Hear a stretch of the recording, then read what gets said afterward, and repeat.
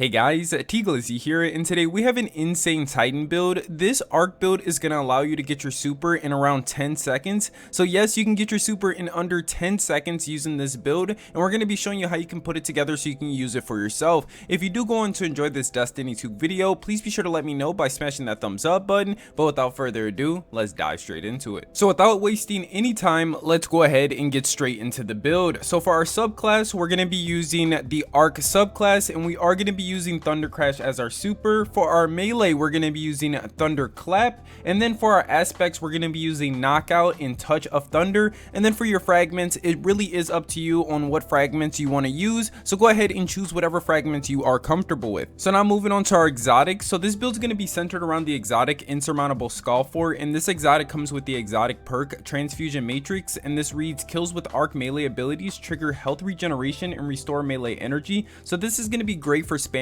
our powered melee attack. And then we have the hands-on mod, which we're going to be using 2 copies of this mod, and this mod reads: gain bonus super energy on melee kills. So now moving on to the rest of our mods. So for our gauntlet mods, we're going to be using Focusing Strike and Heavy Handed, and then Impact Induction. And then for our leg armor mods, we're going to be using Recuperation and Innervation. And then for our class item mods, we're going to be using Reaper, and then 2 copies of the Bomber mod. And then as an extra incentive, make sure you have tier 10 Intellect. This is going to help you get your super a little bit faster than if you had like something like tier 8 or tier 9. So we want to have tier 10 Intellect. That's going to help us just make sure we can get that super in around 10 seconds. So we went ahead and tested this build out in the Vex Caliber exotic mission because there's just so many enemies in this mission. I mean, you have so many opportunities to actually get your super extremely fast.